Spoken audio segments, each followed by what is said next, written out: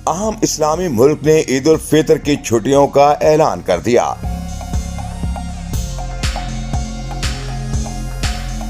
रमजान मुबारक का आखिरी अशरा शुरू हो चुका है। पाकिस्तान में गुज़श्ता रोज लाखों की तादाद में लोग एतकाफ में बैठे। दूसरी जानिब बाजारों में भी रश बढ़ गया है। ईद की शॉपिंग के लिए इफ्तारी के बाद मामूल से ज्यादा गहमा गहमी देखने में आ रही है। मुल्क में इस बार कितनी छुट्टियां हो रही हैं, ताहाल ऐलान नहीं किया गया, जबकि सऊदी अरब ने ऐलान कर दिया है। अरब मीडिया के मुताबिक सऊदी अरब में ईद उल फितर पर 4 छुट्टियां दी गई हैं। छुट्टियां 21 से 24 अप्रैल तक होंगी। रमजान अल मुबारक के दौरान ममलकत में काम के औकात सुबह 10 से दोपहर 3 बजे तक हैं।